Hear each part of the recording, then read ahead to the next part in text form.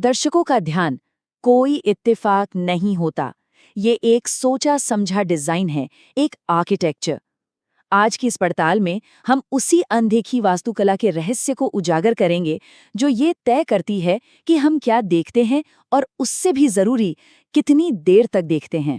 ये सवाल सिर्फ कंटेंट बनाने वालों के लिए नहीं है, बल्कि हर उस इंसान के लिए है जो कभी किसी स्क्रीन से बंद सा गया हो।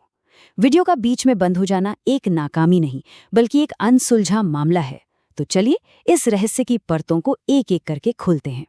हमारी इस जांच का पहला और सबसे बुनियादी सबूत है एक एडिट की लय और उसकी गति। ये वो धड़कन है जिसे हम महसूस तो करते हैं पर अक्सर देख नहीं पाते। देखिए, हमारा दिमाग हमेशा नई चीजों की तलाश में रहता है। एक ही जैसी गति, एक ही जैसा पैटर्न उसे ठगा देता है। लेकिन जैसे ही उसे कुछ अलग, कुछ नया मिलता है तो दिमाग डोपामाइन रिलीज करके हमें एक इनाम देता है। और यही वजह है कि पेसिंग यानी गति का उतार चढ़ाव एक एडिटर का सबसे ताकतवर औजार बन जाता है। तो पेसिंग का मतलब सिर्फ जल्दी जल्दी कट्स लगाना नहीं है, ये तो भावनाओं को कंट्रोल करने का एक विज्ञान है। एडिटर ये तय करता है कि हमें कब बेचैनी महसूस करानी है, कब सुकून और कब हैरानी। ये टाइमलाइन पर बिछाया गया एक इमोशनल जाल है। इसे समझने के लिए स्पेक्ट्रम के दो सिरों को देखते हैं। एक तरफ है तेज कट्स, भागता हुआ कैमरा जो दिल की धड़कनें बढ़ा देता है एक्शन और अर्जेंसी के लिए। वहीं दूसरी तरफ है लंबे ठहरे हुए शॉट्स जो हमें सोचने और महसूस करने का वक्त देते हैं। दोनों का कहानी में अपना एक खास मकसद होता है। और ये जो गति है ना, ये चार मुख्य चीजों से मिलकर बनती है। पहला, कट्स कितनी जल्दी जल्दी आ रहे हैं। दूसरा, शॉट के अंदर कितनी हलचल है। तीसरा, कैमरा सब्जेक्ट के कितना पास या दूर है। और चौथा, कैमरा खुद कितनी तेजी से मूव कर रहा है। ये चारों जब मिलते हैं तब जाकर वो अनुभव बनता है जो हम महसूस करते हैं। अब हम अपनी जांच के दूसरे सुराग की तरफ बढ़ते हैं। याद रखिए, जो हम सुनते हैं वो उतना ही जरूरी है जितना हम देखते हैं। ये आवाज ही है जो हमारी भावनाओं पर अपनी एक अदृश्य छाप छोड़ जाती है। इस एक लाइन में बहुत गहरा राज छिपा है। साउंड डिजाइन वो गुप्त इंजन है जो दर्शकों को बांधे रखता है। अगर विजुअल्स कहानी के हिस्से हैं तो साउंड वो गोंद है जो उन हिस्सों को एक साथ चिपकाकर रखता है।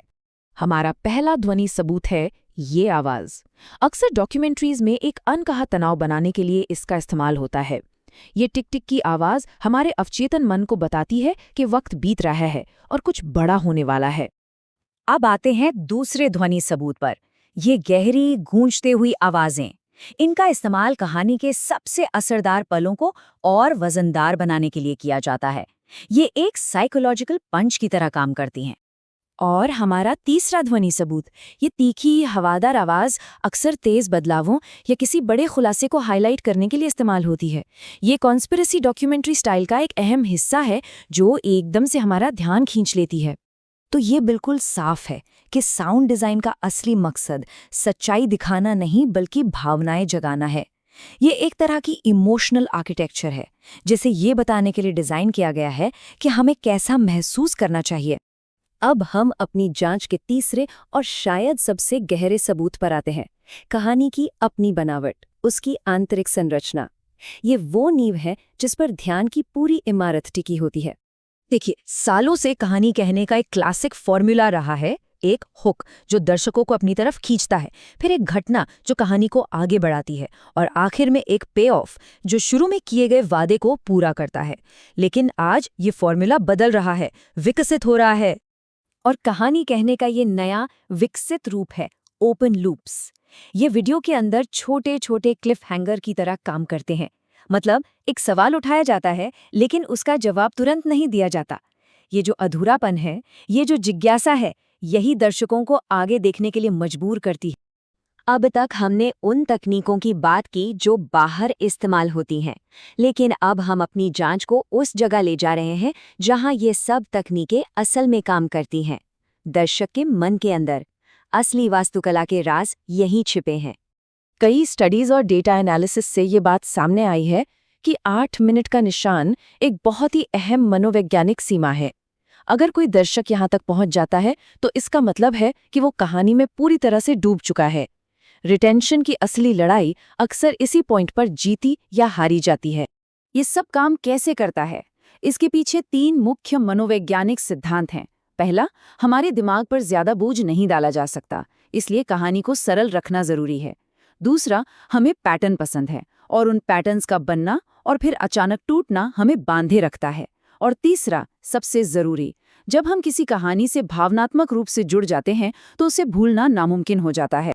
तो अब तक की इस पूरी जांच से एक बात तो साफ है, ये सब अलग अलग तरकीबें नहीं हैं।